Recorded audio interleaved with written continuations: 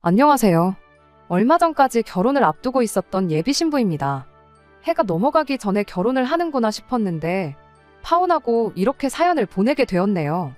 제가 원래는 다니고 있는 회사 가까운 곳에서 자취를 하고 있었습니다. 그런데 결혼 준비를 한참 시작하면서 결혼 자금이 다 뭐다 해서 방을 빼야 하는 상황이 되었어요. 계약이 끝날 때쯤 해서 결혼식도 올리려고 했는데 저희 부모님한테 개인적인 사정이 생겨서 결혼식 날짜를 몇 달 미루게 되었어요. 그러면서 남은 계약 기간이 애매하게 붕 떠버리게 되었습니다. 집주인분께 딱 2달만 연장해주면 안 되겠냐고 물어봤지만 이사 처리 애매해서 안 된다고 보기 좋게 거절당했지요. 6개월은 연장해줄 테니 생각해보라고 역제안을 해오셨지만 아무래도 아닌 건 아니었어요. 부모님 집에 제가 쓰던 방이 그대로 있어서 크게 상관은 없지만 그렇게 되면 제가 출퇴근하기 너무 불편해지는 상황이 돼버리는 관계로 일단 뒤는 생각 안 하고 덜컥 집부터 구하게 되었어요.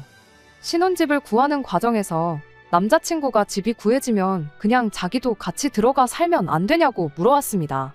어차피 결혼식 날짜를 대충이나마 잡아놨는데 결혼한 거나 마찬가지 아니겠냐면서요.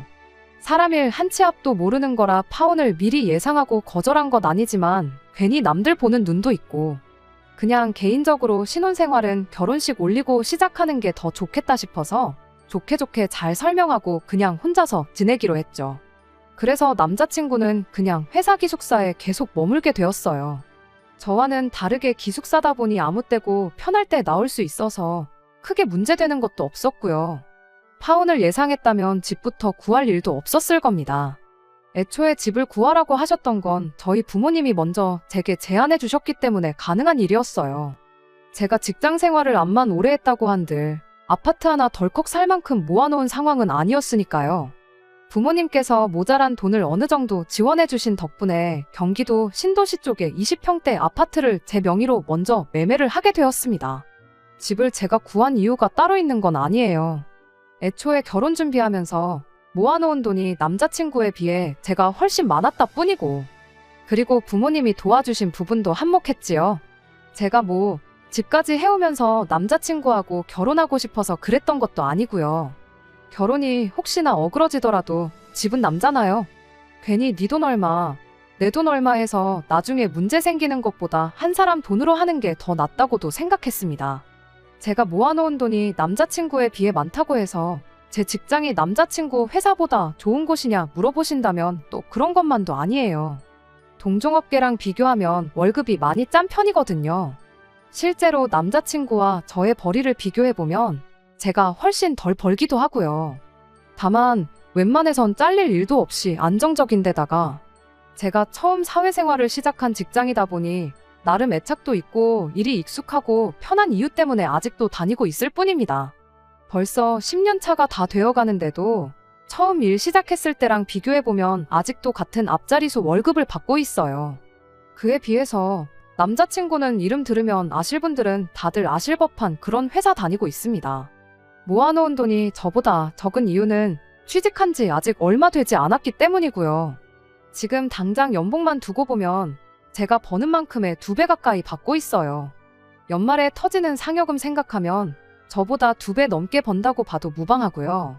그래서 당장 제가 돈 얼마 더 모았고 부모님 도움받아 집을 해간다고 한들 길게 보면 결국 남자친구가 가장 역할을 하게 될 텐데 당장 돈 얼마 더 해가는 게 큰 문제가 된다고 생각하지 않았어요.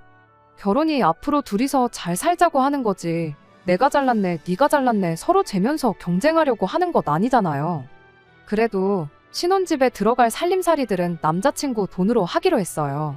당장 주머니 사정상 중고차를 뽑아야 할 테지만 차도 남자친구 돈으로 하기로 했고요.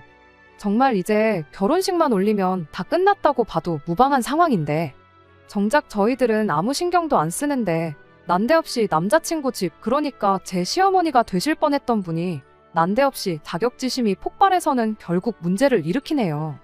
남자친구가 지금은 잘 나가는 편이지만 예전에는 집안 형편이 그렇게 좋은 편이 아니었다고 합니다. 게다가 남자친구 아버지 되시는 분이 거액의 도박빚까지 만들고선 가족들 버리고 야반도주를 했다고 해요. 공부에만 집중해도 모자랄 판인데 남자친구는 남들 학원 다니면서 부모님 도움으로 편하게 공부할 때 자기는 아르바이트를 했어야 했답니다. 졸업하고 바로 대학교를 갈 수 있었던 것도 아니었대요. 가족들 생활비를 어느 정도 보탰어야 했다 보니 자기가 군대 가고 학교 공부할 동안 어머님과 동생들이 지낼 방세 몇 년치와 학교 등록금을 어느 정도 미리 벌어놓고 그리고 나서 삼수를 해서 대학교에 들어가게 되었던 겁니다. 취직할 때도 처음부터 돈 많이 주는 회사 아니면 들어갈 생각도 없었답니다. 안 그래도 남들보다 졸업이 늦었는데 취직 준비로 또 2년 가까이 시간을 쏟아야 했다 보니 안 그래도 늦은 취직이 더 늦게 된 것이고 그래서 모아놓은 돈도 부족했던 거예요. 저는 다른 것보다 모든 목표를 이뤄낸 행동력과 끝까지 가족들을 책임지는 책임감을 높이 사고 이 사람과 결혼을 결정했던 거예요. 아무튼 말 그대로 남자친구는 그동안 자라오면서 집에 퍼주면 퍼줬지 땡전 한 푼 받은 거 없이 자라왔어요. 하지만 저랑 결혼하게 되면서 자기도 이제 자기의 가정이 생기는 것이니만큼 더 이상 가족들을 신경 쓰고 싶지 않다고 앞으로 자기 행복만 찾으며 살고 싶다고 말해왔습니다. 딱 자식으로서의 도리만 하고 살고 싶다고 했죠. 저는 저희 부모님하고 사이도 좋고 집 할 때 큰돈 턱턱 내어주실 정도로 도움도 평소에 많이 주셨거든요. 제가 그 돈을 모을 수 있었던 것 또한 제가 회사 근처에 혼자 살면서도 부모님께서 돈 모으라고 월세도 여태껏 도움을 주셨었기 때문이에요. 그러니 남자친구가 부모님하고 사이가 안 좋은 걸 보면 안타까웠습니다. 그렇지만 제가 어떻게 할 수 있는 게 아니잖아요. 부부싸움은 칼로 물베기라는데 가족 싸움은 오죽하겠나요. 그래서 제가 나서서 남자친구와 예비시 댁을 다시 화목하게 만들어줄 생각은 추호도 한 적 없습니다. 그냥 남자친구가 하자는 대로 따르기로 했어요. 결혼 후에도 말입니다. 그래도 가족이다 보니 결혼 이야기가 오고 가기 시작한 뒤에는 양가 부모님께 서로를 인사드리는 자리도 있었고 양가 상견례도 마친 상황이었습니다. 그나마 다행인 건 남자친구 본가가 가까운 곳이 아니라 부산이라는 사실이었습니다. 차라리 거리가 그렇게 멀어버리면 정말 명절 같은 날 아니면 같이 부대끼며 지낼 일도 없잖아요? 그러니 차라리 몇 번 볼 일 없게 서로 거리가 먼 게 천만다행이라고 생각했지요. 이따금씩 예비 시어머니는 저한테 카톡을 한두 개씩 보내기 시작했어요. 결혼 준비 잘 돼가냐, 잘 지내냐 하는 간단한 안부 연락들 같은걸요. 저 또한 묻는 말에는 전부 다 답장을 드렸고 저도 가끔씩 생각날 때마다 잘 지내시냐 먼저 안부 인사 정도만 묻고 그러고 있었습니다. 그러던 어느 날이었어요. 월요일이 빨간 날로 연휴라서 3일을 내리 쉬게 된 날이었습니다. 남자친구는 어쩌다 보니 연휴인데도 회사에 급한 일이 생겨 주말 출근을 해야 했고 덕분에 3일 연휴에 어디 가지도 못하고 집에 남아있어야 했어요. 그래서 그냥 게으름 피우면서 씻지도 않고 침대에서 민기적거리고 있었습니다. 오전 11시쯤이 되어서 남자친구한테 전화가 왔어요. 원래 회사에서는 일한다고 전화도 잘 안 하는 스타일인데 웬일인가 싶었습니다. 전화를 받으니 남자친구는 다급한 목소리로 자기 어머니한테 전화가 오면 절대로 받지 말라고, 회사라서 자세한 사정은 나중에 말해줄 테니까 절대 받지 말라고 말하고 곧바로 끊어버리더라고요. 무슨 일로 전화까지 해서 저러나 싶어서 생각에 잠기던 찰나에 곧장 핸드폰이 울려서 너무 깜짝 놀라 숨이 넘어갈 뻔했네요. 전화기를 보니 남자친구 어머니에게서 걸려온 전화였습니다. 남자친구가 시킨 대로 전화를 안 받았어요. 전화가 자동으로 끊어질 때까지 계속 울리더라고요. 전화가 끊어지기가 무섭게 쉬지 않고 전화가 계속해서 걸려오는 겁니다. 남자친구에게 받지 말라는 경고를 받았지만 10분이 넘도록 계속해서 전화를 걸고 있는데 그걸 또 일부러 안 받을 수가 없더라고요. 다른 사람도 아니고 어쨌든 예비 시어머니의 전화였으니 말입니다. 그래서 결국 씻고 있었다는 궁색한 변명을 하고 전화를 받을 수밖에 없었습니다. 그런데 제 변명이 통한 건지 어쨌든 전화를 못 받을 수도 있는 거 아니겠냐고 상황을 이해해 주더군요. 무슨 일로 전화를 하셨는지 물어봤더니 제 아파트 동호수가 뭔지 물어보시는 거예요. 그때부터 약간 느낌이 싶었습니다. 동호수는 왜 필요하시냐 물어봤는데 어머님이 부산에서 서울에 올 일이 있어서 우리 딸이랑 같이 올라왔는데 올라온 김에 우리 아들 집 좀 구경해보고 싶다고 오셨다는 거예요. 아직 남자친구 돈 하나 들어간 거 없고 명의도 내 이름으로 되어 있는데 다짜고짜 우리 아들 집이라고 하는 게 조금 기분이 그랬어요. 그래도 그때는 아기가 있어서 그런 거라는 생각하지 않았고 어차피 결혼하면 같이 살게 될 집이니까 그렇게 말했을 거라 생각했습니다. 어머님도 그냥 이런저런 이야기 하시면서 저랑 전화를 이어가시는데 그런데 뭔가 깨름직한 느낌이 들기 시작했어요. 어머님이 귀가 안 좋으신 편이라 전화할 때 목소리가 좀 쩌렁쩌렁한 편인데 기분 탓인가 싶었는데 어머님 목소리가 근처에서 들리는 듯 싶었습니다. 설마 싶어서 베란다에 슬쩍 나가서 바깥을 봤는데 정말 온몸에 소름이 돋을 정도였어요. 저희 집이 4층이었거든요. 그래서 가끔씩 아파트 주차장 쪽에서 나는 소리가 집으로 그대로 들려올 때가 종종 있었어요. 그런데 남자친구 여동생하고 같이 해서 어머님이 아파트 주차장에서 저랑 큰 목소리로 통화를 하며 두리번거리고 있는 걸 딱 목격해버린 거예요. 애초에 집에 들어온다고 하면 제가 거절도 할 수 없게 아파트까지 와가지고 저한테 전화를 하신 거예요. 그것 때문에 남자친구가 전화를 받지 말라고 했구나 하는 생각이 들었습니다. 뭐 다른 방법이 없을까 하다가 어머님한테 아파트 인테리어 공사 때문에 주말 동안 공사하기로 일정이 되어 있고 지금 남자친구가 연휴 동안 출근하게 되어서 저도 지금 회사 나와서 일하고 있다고 적당히 둘러댔습니다. 어머님은 제가 어머님이 아파트 단지 안까지 들어와 있다는 걸 알고 있는지 모르는 상황이었으니 그냥 집만 슬쩍 보고 간다고 몇 동 몇 호인지 알려달라는 걸 제가 집 정리 끝나고 하면 정식으로 초대할게요 하면서 얼버무리면서 상황을 무마해서 넘겼어요. 베란다에서 숨죽여서 지켜보고 있는데 어머님은 계속 돌아다니면서 아파트 단지 이곳저곳을 왔다 갔다 하시더라고요. 인테리어 공사 중이라고 말했으니 공사하고 있는 곳을 찾으시려 했던 것 같습니다. 그러다가 이내 포기하고 아파트 단지 밖으로 나가는 모습까지 목격하고 나서야 저도 한숨 돌릴 수 있었습니다. 그런데 또 한편으로는 어머님이 어디 숨어서 지켜보고 있지 않을까 싶은 생각에 저녁 바깥이 깜깜해질 때까지 겁이 나서 밖에도 못 나가고 있었어요. 남자친구한테 어머님이 내 집은 어떻게 알고 찾아오셨을까 물어봤어요. 혹시 내 집이 어디인지 말해줬냐고요.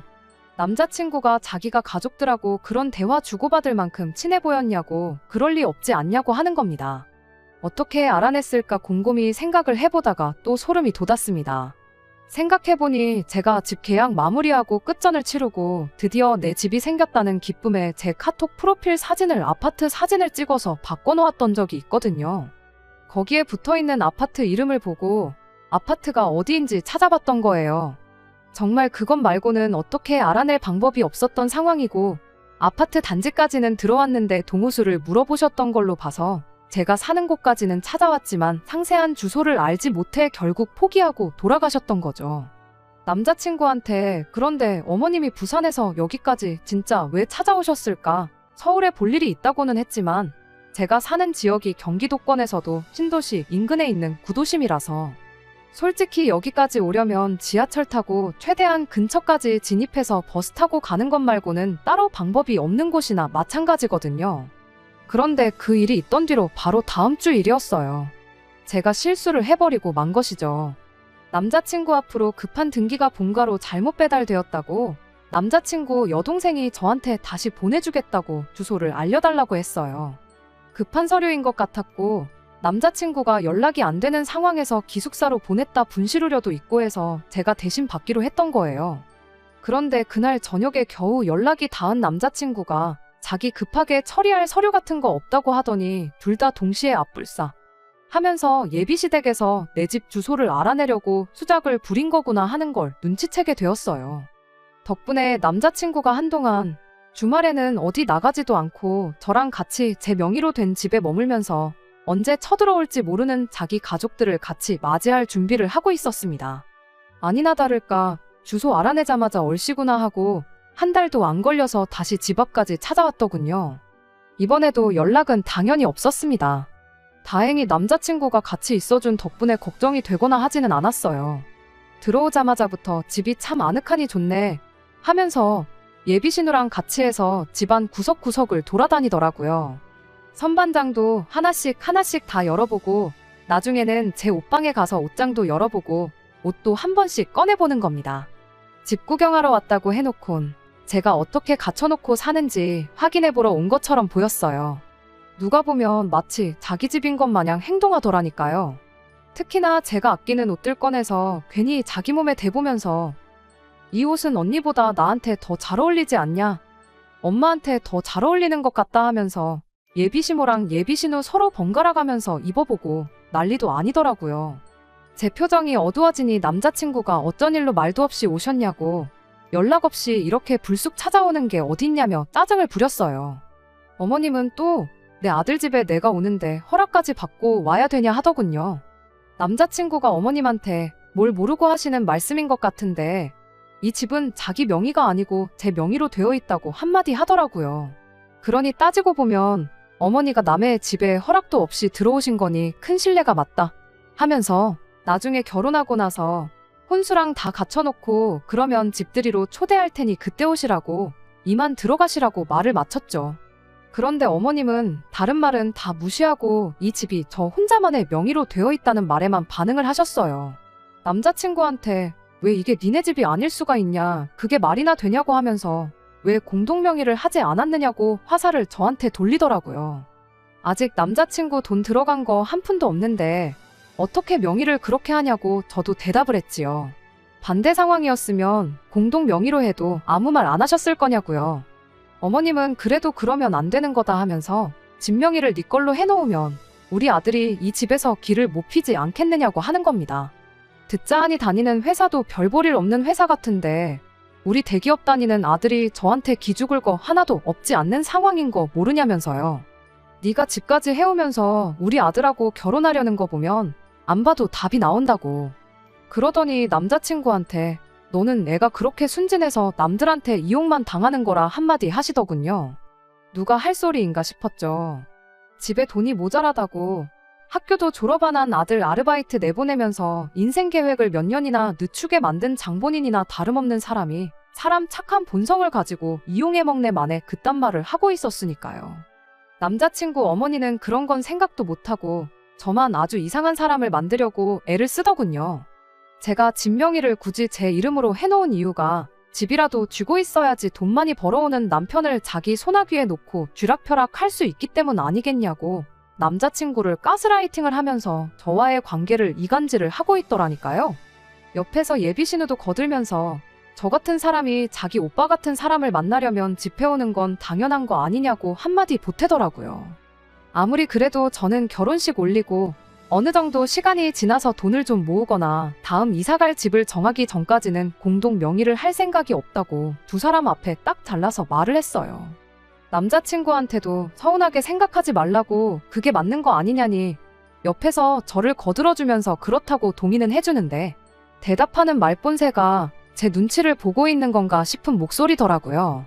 어머님은 끝까지 그래도 아닌 건 아닌 거라며 누가 봐도 우리 아들이 손해보는 결혼인데 눈칫밥까지 먹으면서 결혼 생활하는 꼴을 볼 수 없다고 했습니다. 막말로 서울에 집 해온 것도 아니고 시골 동네에 다 무너져가는 아파트 한 채 해온 게 뭐가 대수냐고 이까짓 걸 가지고 저한테 갑질을 하냐고 하는 겁니다. 이 상황이 누가 갑질을 하는 건지는 지나가는 개도 알 텐데 말이에요. 그렇게 말해도 어쩔 수 없다. 그리고 남자친구 눈칫밥 먹일 생각도 없고 이렇게 하기로 한 건 이미 오래전부터 결정한 일이라고 설명을 했지요. 어머님은 끝까지 제 말을 어떻게 믿냐고 하면서 당신한테 좋은 수가 있다고 하더니 제가 공동명의를 해줄 때까지 이 집에서 같이 지내겠다고 하는 겁니다. 방이 3개나 있으니 한 방은 저희가, 한 방은 어머님이, 한 방은 예비신우가 쓰면 딱 되겠다 하는 거예요. 예비신우도 이제 취직 준비할 때가 되었으니 한 2년간 여기서 지내면서 서울에 둥지를 틀 수 있게 도와주고 당신도 여기서 지낼 테니 제가 제정신이면 시어머니가 버티고 있는데 하늘 같은 남편을 눈치나 줄 수 있겠냐면서요. 남자친구가 얼굴이 시뻘개져가지고 대체 왜 이러는 거냐고 하면서 어머님하고 동생한테 이만 돌아가라고 바득바득 소리까지 질러대준 덕분에 상황은 대충 정리되었습니다. 어머님은 돌아가면서까지 저한테 생각 잘 해보고 연락을 달라고 그러고 돌아가셨고요. 무슨 폭풍이 휘몰아친 다음날같이 집이 조용해졌어요. 남자친구는 저한테 곧장 미안하다고 사과를 해왔습니다. 면목이 없다고 하면서요. 어머님은 도대체 왜 그러시는 거냐, 저도 화가 많이 나서 남자친구한테 물어봤는데 아무래도 생활비 때문에 그러는 것 같다는 겁니다. 결혼하면 가족들 더 이상 신경 안 쓰고 살고 싶다고 했던 게 저는 그냥 그때까지 집에 돈을 보내줘도 그냥 용돈하라고 돈 얼마 보내주는 게 전부라고 생각했었어요. 그런데 생활비라고 하니 용돈이랑은 또 어감이 다르게 다가오더라고요. 생활비를 대체 얼마씩 보냈길래 저러시는 거냐고 물었더니 그게 달에 300만 원이 넘는 돈을 보내고 있었던 겁니다. 그냥 기본적인 생활비부터 동생이랑 어머님 핸드폰비까지 전부 내주고 있었던 거예요.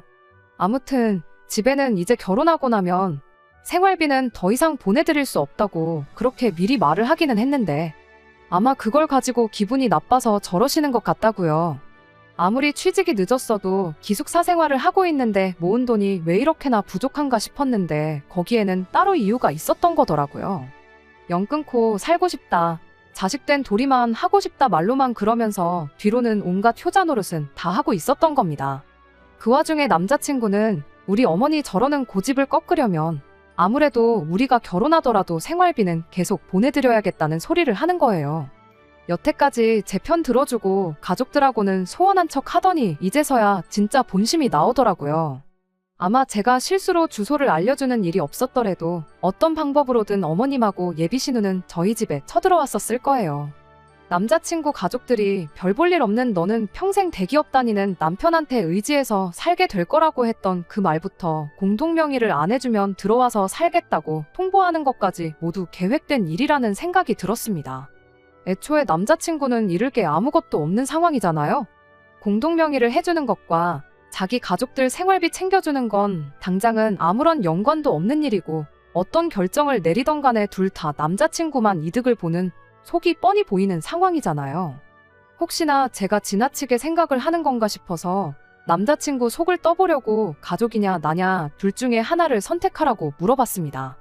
가족들과는 결혼 후에는 거리를 두고 지내겠다고 이젠 가족이 아니라 자기 자신의 행복부터 찾고 싶다고 호언장담했던 모습과는 다르게 그래도 가족인데 어떻게 모른 척 살겠느냐면서 부디 제가 이 상황을 이해해주면 좋겠다고 사정을 하더라고요. 평생을 가족들 호구 노릇을 하고 자라서 그런지 결국 결정적인 순간에도 끝내 가족을 택해버린 남자친구였던 거예요. 남도 아니고 가족을 챙기겠다는데 그게 잘못된 거라 손가락질 할 사람은 아무도 없을 거예요. 다만 저랑은 결혼 이야기는 없던 걸로 하자고 했습니다. 거의 내 월급과 비슷한 돈을 평생 시댁에다가 가져다 바치며 살고 싶은 마음은 추워도 없다고요. 그랬더니 남자친구가 기분 나쁜 표정으로 한마디 하더군요. 우리 어머니 말이 그래도 틀린 건 없지 않냐며 진짜 집 하나 해온 거 가지고 나를 가족들과 등지게 만들 셈이냐. 내가 너 때문에 가족들하고 연 끊고 지냈으면 좋겠냐. 그렇게 한마디를 하더라고요. 자기 나이 또래에 자기만큼 버는 사람이 얼마나 되는지는 아느냐고. 그 잘난 월급 가지고 역으로 저한테 갑질을 하려고 하길래 한마디 해줬습니다. 네 월급 나보다 많이 받는 건 알겠는데 니네 가족들한테 300씩 빼주고 나면 그렇게 잘난 월급도 아니라고 정신 차리라고요. 남자친구는 그러면 너네 집에도 똑같이 생활비를 드리면 되지 않느냐고 저를 설득하려 들더라고요. 저희 부모님은 뭐라도 하나 더 해주시려는 분들이지 자식 장사해서 노후 대비 하실 분들이 아니라고 그 돈을 들여도 받으시지도 않을 거라고 한마디 해줬지요. 그리고 그 돈까지 드리고 나면 우리 월급은 100만 원도 안 되는 거나 마찬가지일 텐데 뭐가 아쉬워서 생활비도 아니고 월급 100만 원 주는 사람을 내가 집까지 해오면서 결혼을 하겠냐고 한마디 했습니다. 솔직히 정신 차리라고 말을 강하게 했던 건데 남자친구는 저한테 실망했다면서 정말 결혼은 없던 일로 하자면서 한마디 하더라고요. 결국 도무지 의견이 좁혀지지 않아 남자친구와는 여기까지 하자는데 합의하고 결국 그렇게 이별을 하게 되었습니다. 남자친구가 뒤늦게 자기가 잘못 생각했다며 저를 선택할 테니 그냥 예정된 대로 결혼을 하자고 했지만 솔직히 이제는 그 말을 믿을 수가 없어요. 나중에 같은 일로 배신당해 상처를 받느니 그냥 없던 일로 하는 게 더 좋을 것 같다 말해줬습니다. 혹자는 저한테 그냥 시댁에 생활비 주고 남자친구랑 결혼하지 그랬냐 벤츠 놓쳤다 하는 사람도 있어요. 남자친구는 앞으로 수입이 더 커질 테고 저는 아이 생기고 그러면 직장 생활도 더 못할 거고 나이 더 먹으면 결혼도 힘들 거라고요. 하지만 제가 진짜 남자친구와 헤어지길 결심한 이유는 앞으로 이런 식의 같은 일들이 계속해서 반복될 거라는 생각 때문입니다. 수입이 커지면 커지는 대로 더 많은 생활비를 요구해 올 테고, 생활비가 아니더라도 매번 가족이라는 이유 하나만으로 이것저것 바래오실 텐데, 그 꼴을 제가 견뎌낼 수 없겠다는 게 저희 결론이었거든요. 결국 중요한 순간에는 배우자가 아닌 가족들의 편을 들어주는 남자를 어떻게 믿고 평생을 살겠어요? 설령 제가 진짜 벤츠를 놓친 바보 같은 결정을 내렸다 하더라도 저는 이 결정에 후회가 없습니다. 오히려 질질 끌지 않고 빠른 결정을 내린 걸 100번 1000번 잘했다 생각하려고요. 벤츠라고 다 같은 벤츠도 아니고 고장이 안 나는 것도 아니잖아요. 벤츠보다 더 좋은 차도 많다고 하고, 요즘은 국산차도 외제차 못지 않다는데 꼭 다음 사람이 벤츠가 아니라도 상관없어요. 결혼했으면 가족들보다 배우자를 더 챙기는 그런 사람이야말로 진국 아니겠어요? 끝까지 들어주셔서 감사합니다. 오늘의 사연은 여기까지입니다. 구독과 좋아요, 알람 설정 부탁드리고 더 좋은 사연으로 다시 찾아뵙겠습니다. 감사합니다.